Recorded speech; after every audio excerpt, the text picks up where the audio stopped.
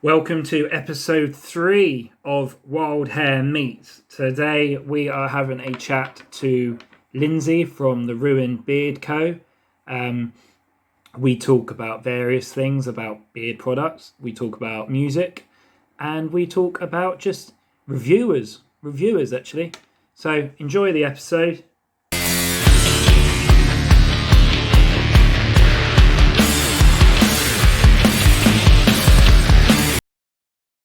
Well, yeah, so thanks for doing this with me. Obviously, like I've said to you before, it's just about us sort of trying to promote our little brands during this hard time. And, you know, if we get a few sales or a few followers, then it all helps, doesn't it? So when I've never used your beard oil or beard balms or butters.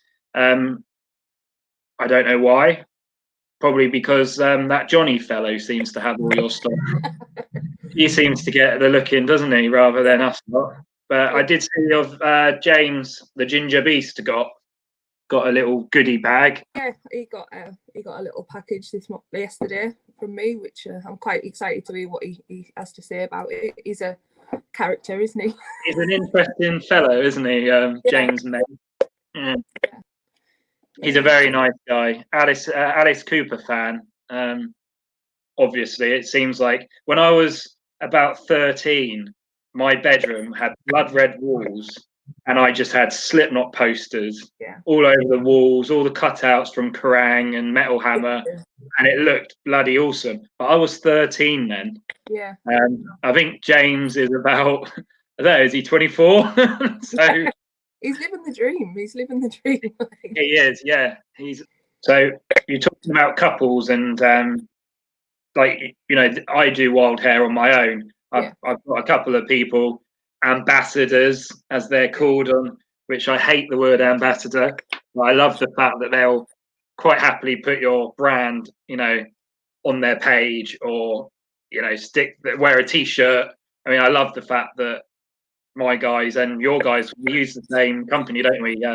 9 days later, is it? 9 days clothing, yeah. 9 days clothing, yeah. Cool. I'm really happy with the quality, and you actually put me in touch with them, so thank you very much for that. Because no, you're welcome. Everyone said the quality it's a nice fit, isn't it?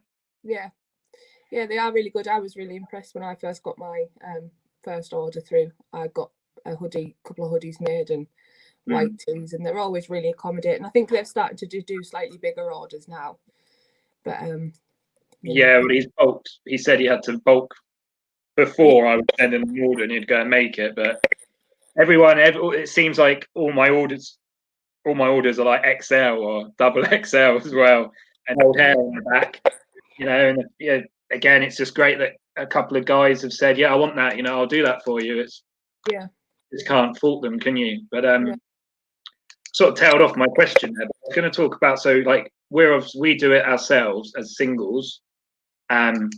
Do you ever wish that you could do it like you had someone doing exactly the same as you in the work sort of context? Yeah. You know, like I'd probably kill my other half if she did wild hair with me. But sometimes I think, God, you just want, you know, sort out the website, or, you know, make the oil. Yeah, it'll only end an argument for us, though, I think. Yeah, I think it could potentially happen this end as well. It'd be more like making produce that I would want the help with, like all the admin and computer stuff. I can just fire out, you know, quite quickly. But I think once you've done a full day at work and you've got the tea on and done everything else you've got to do, and then you think, I've got to go and make 50 types of balm, you know, 50 balms of 5 different types, and it's like, you know, sometimes sometimes you've got to really like. And this, people, get your orders in now. You want to piss her off? Yes, please. Get them in now. You are a woman, and we've been joking about that the last few messages about how people are surprised that you are a lady who sells beard products. Now, if I'm completely honest with you, I think it is something that you're constantly, you just expect it to be a man who you're talking to, and then suddenly it says Linzi, and you're like, can a guy be called Linzi? But it's not actually that, like, big of a thing. Like, there's a company called Hummingbird. A lady called Danielle in America runs it, and when I first spoke to her, I sort of used that on the review I did. It was like, I tried to push it that she was a woman without it sounding surprising, but it's really not. Like, you've got people like Soft Paws. Yeah, I noticed. Katta, she's a lady, and then you've got Lauren Bright and Beardy Fool. And those two girls, ladies, they seem to run the show, and their other half's just like the henpet husband of I'll put it in. Yeah. So it's not really that big of a deal, really. It isn't, is it? But it is. It's a strange one. I think the thing I struggled with at first about it was, you get when you first start, you get the messages, "Hey brother," Yeah, you're right, bro. "Hey bearded bro." All right, mate. No, I don't mind being called mate. I'm from the south, like you, unfortunately. It's common in it, but and then after you put I think a couple of posts in to starting, I'd put out, "Hi, I'm Linzi. I'm the person behind it," and then cheerleader. Yeah, you'd still get "Hi, bro." This, that, and the other, and I just think, oh, I'm going to get that for the rest of the end of time now. That's just it, But no, I think women are I'm better at the making of it and the behind the scenes, and I can market it quite well. The only thing I'm missing is a big beard. Well, I think with the first lockdown, there was probably 2 or 3 brands that seemed to be doing fine, and then the first lockdown happened, and then they just said, "Oh, I haven't got time. I need to sort of stay away from doing the beard balm, the beard making," and they never, they shut up shop. There's a really good brand called Deaf Head Beard Company, Right. and their logo was a hawk moth, deaf hawk moth, and it looked really cool. And his balms were really, really good. And he ended up not happening after lockdowns. And another company called East Wing, which were Brighton based, and they looked like they had spent, on the design. It was all very, I don't want to say the word generic without it being rude, but it was very, you could have it in a shop or on, in a barber's. Yeah. So whatever the other word would be, then it's sounding rude. And yeah, they couldn't survive lockdown, and hopefully this year people have sort of can work together a bit more and sort of doing things like this to help one another to not suffer. But it'd be interesting to see how many brands are around this time next year if we are going to be in a lockdown, again, because I don't understand how. So Pearl Jam, they were meant to do a gig at Hyde Park last year, and it got cancelled, and they've reissued the tickets to do their gig. It's the it used to be called Hard Rock Calling, right? Like British Summertime, I think it's called now. And they're headlining, and it's in Hyde Park. But how are you going to have, I don't know what it'd be, 15,000 people in Hyde Park in June? It's like Download Festival. They're saying that's going to happen, but I don't know. How is it going to happen? You got some guys. You're so like sardines at Download. Definitely, if you're at the rail. Well, like when they first started reopening things last year, there was pictures of concerts with like cattle pens, wasn't there? And there was like 8 people. There was hundreds of them with 8 or 10 people in, but you can't do that at Download, can you? No. There was a rave on the first lockdown, and it was in an underpass. And what they had done, they'd taped off little boxes. It was an illegal rave, little free party, and they'd taped off little boxes, and everyone had their own box to dance in. Right. And it looked really well organised. It's amazing, really, just how bad it is. Do you feel any anxiety or like anxious about it? Like about the way how to go back to standing in a field with 90,000 people? How are we going to? Yeah, I think people will naturally socially distanced for a long time after we're not technically supposed to. And yeah, I think people will be really reluctant to, you know, I think there'll be like a couple of days where you know, everybody's like, oh, we don't have to socially distance anymore, and then the paranoia will kick back in, and it's like, maybe we should just not behave. Yeah, I do. I think the world is going to be totally different for a long time. If only people did behave, really. Well, yeah, all they've got to do is do it now, so we don't have to do it forever. But yeah, I think it's going to be a lot different for a long time. It all comes down, and Boris did say this, so I don't want to get political because people will argue until they're blue in the face, but originally he said just use your common sense, and I think that is what people need to do, is use your common sense. You know, because we didn't see anybody Christmas Day, but then it's like, well, that's against the rules. But then, like you say, it's common sense. Surely common sense prevails to be like, well, you didn't see anybody Christmas Day, so yeah, you're allowed one day. Yeah.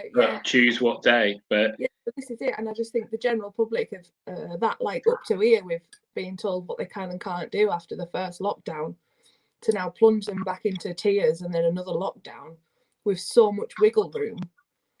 It's not a bit of wonder that it's not really going the way they want it to. I don't think personally, but I just think people.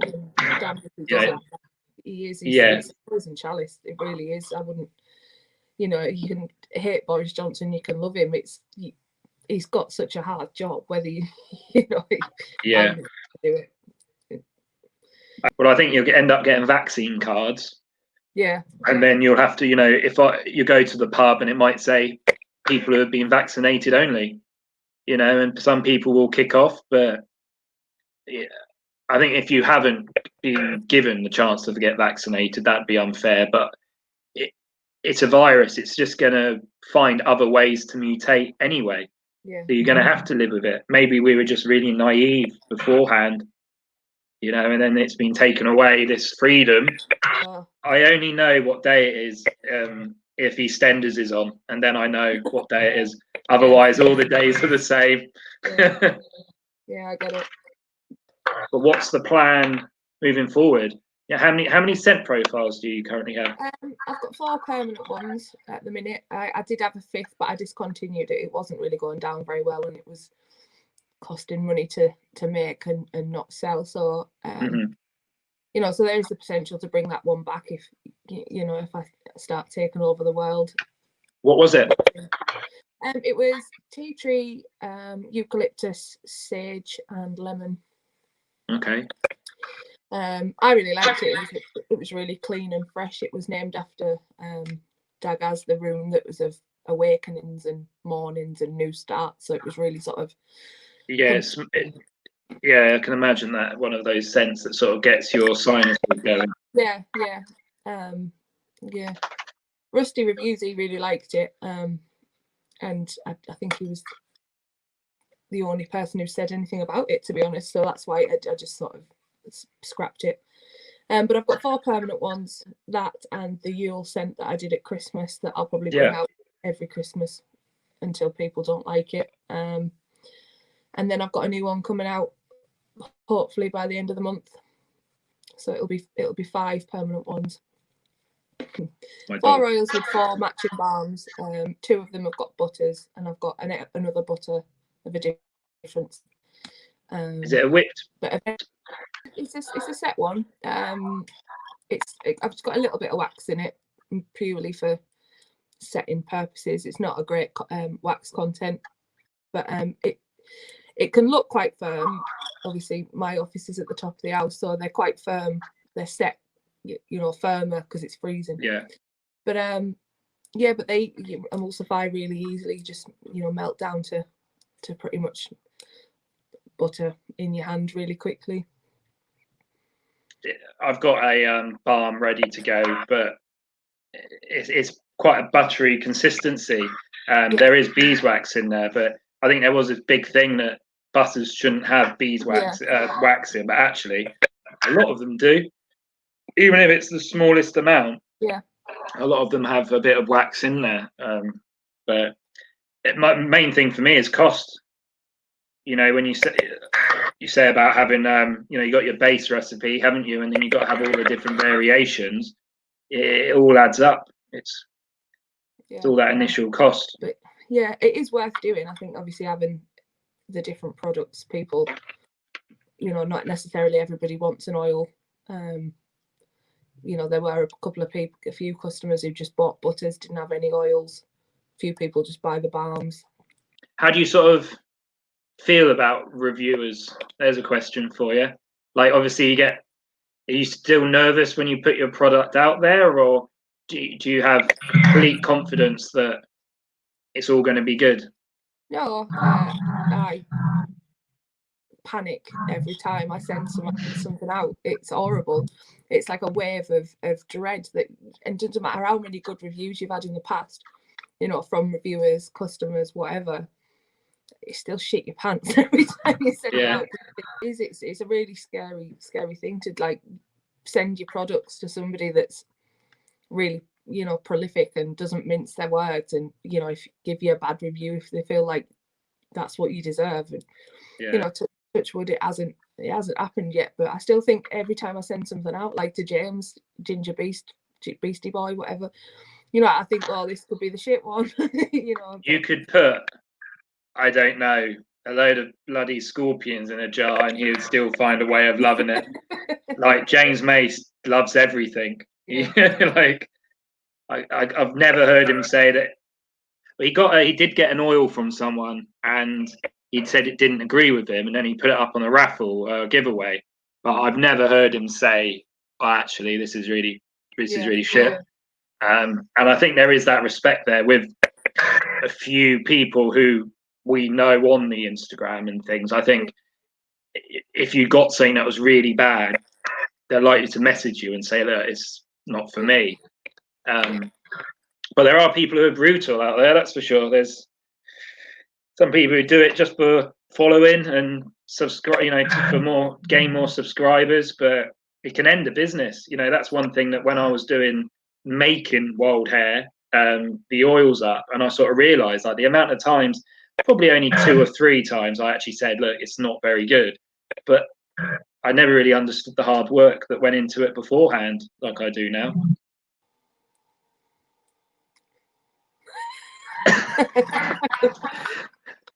Wild Hair, everyone. Am I going to get jealous with this? Well, I don't know, because they're a bit of a band that seem to polarize a lot of people. Like, I'd say I love them, and people go, they're a bit shit. Can I guess who it is? Go on, tell me. It's someone like Bullet, is it? Bullet for My Valentine? Yeah, it's not around that, is it? No. How about Limp Bizkit? Well, funny that, because they're the band that got me into everything else. Like, they were the first heavy band. Chocolate Starfish, was it? Chocolate Starfish, yeah. Like, what an album. I still listen to it. Yeah, I still listen to it to this day. I actually still listen to that. Yeah, I do. And it is the band that got me into everything I'm into now, like through various different music channels and whatnot. But no, it's not. It's a newer. Well, they're not a newer band. It's a newer band to me. I only got into them a few years ago. Oh, I love Volbeat. No, but it's you like Volbeat. Yeah. I really want to guess this because I like to think that I know everything when it comes to music and metal. Bit prog metal, like psychedelic prog metal, American. Tool. Oh, I love them, but no. Okay, go on then. Who is it? Let's see. Let's see this gift. This is for me. Is it? You're giving this to me for my office? No. Well, unless you want a picture of me with Mastodon. Oh, okay. Oh. Try to get it in the camera properly. I can't do it there. See. That's me. Who is it? Mighty Mastodon. Mastodon. I've seen Mastodon download, but they're not a band. There's only one track that I've got on my Spotify of Mastodon. Yeah, it sounds like it. Because of the nice video. Have you seen the video? I haven't seen the video, no. But got women with their asses out in. And then I've got a signed. Oh God. I can see it. Set list and my VIP wrong side. Oh, that's great. That's awesome. Did you pay? Did you have to pay for that, or did you collect that? Was that given to you and you framed it? Well, I upgraded. I bought tickets to see them, and then I upgraded to the VIP, like a big sad fangirl, and got that. And I'd rather have that above my fireplace than a picture of me with any of the kids, to be honest. But yeah, I've got one of those balls. Oh, right. But I'm a bit of a, yeah, there seems to be a thing when I go to a gig, I always end up getting either a pick or a set list or both. Next time we have a chat, I'm gonna try and get it for it. But there's a picture of me, 14 years old, jet black hair, gelled to fuck basically, and I'm standing there next to Corey Taylor. And yeah, I've met Corey twice, and each time I acted like just a complete bellend. Like when I met Jim Root, and like Slipknot was just my ultimate band, and when I met Jim Root, I was so starstruck. I just spoke again like an absolute bellend. Like I don't know what it is, and then you get all the cool people who know how to talk to rock stars, and I'm not like that at all. But yeah, one of the Mastodon. I've got a few metal tattoos. Like I've got, I don't know if you know Opeth. Do you know them? I know Opeth. Yeah, they're a bit too prog for me. Yeah, well, I'm massive prog. Do you like Dream Theater? Do you? Yes, yeah. I've got a Dream Theater tattoo there, Opeth on the back. Then I've got Tool and Gojira. I only know a couple of Gojira songs, but again, they're known for being awesome, aren't they? Really? Yeah. Well, I've got a Mastodon one here. It's like sort of there. Okay, when I met them, I was like, and like he went to check my hand, and I just went, oh, tattoo. Bit of a controversial statement. Now I love Slipknot. I absolutely love them. Yeah. But I think Corey Taylor these days, like now he's sober and vegan and whatnot. I can't stick him. Like he gets on my nerves. Well, his album wasn't very impressed with his Black Eye Blue. You know, it's a glorified Stone Sour song, but probably Stone Sour wouldn't play. But they did a gig 2002, so it was the first sort of wave that Stone Sour were coming to England. And then, like 10 years later, I've seen him quite a few times, but 10 years later, Corey's still doing the same thing he was doing then. And now you go to like 3-4 years ago, Corey's still doing the same thing he did then, and it's hard to still 20 years later be wanting that from him. You know, it's like, well, I've grown up now. I don't need that same thing, but he's obviously doing that to get that next generation in. But the need is like, I'm not advocating drug or substance abuse, but what they need is angry Corey Taylor from the Iowa Slipknot days, but you got to evolve. You can't. Oh yeah, definitely. I just think Slipknot are just like best at brutal, in my opinion. One thing that got me through the pregnancy was thinking, like, when we can listen to Motorhead, Born to Raise Hell, and we're going to be dancing in the lounge with it on loud, and it's just I'll probably burst out crying, but that's my moment when I know it's, about being a father, is when you can dance to Motorhead with your daughter. I have moments like that. My youngest she's into bushcraft, and she wants to be a DJ, and she wants to be a motocross rider. She's just, I can't, there's no word for like what she is. But we have little karaoke nights. Like I used to be a singer in a band and whatnot. And she did Square Hammer by Ghost on the karaoke. Ghost, And like a Ghost, again, a bit polarizing. People either love them or hate them. I've seen them. It's like the memes, and it sounds like ABBA, looks like death metal, but it's definitely out there. Yeah, it's probably a bit of a gimmick. It's a bit like who were the bands who brought out the song? Was it Chocolate? The Japanese baby metal. Oh yeah, baby metal. Yeah, massive gimmick, but sold out arena tours, festival headliners. Yeah. It seemed a bit weird to me that girls in school uniforms who were about 14. You'd watch their videos and they'd have like clips of them live and stuff, and I just used to look out for all the dirty old men. Thank you very much. Don't do that. Just splice.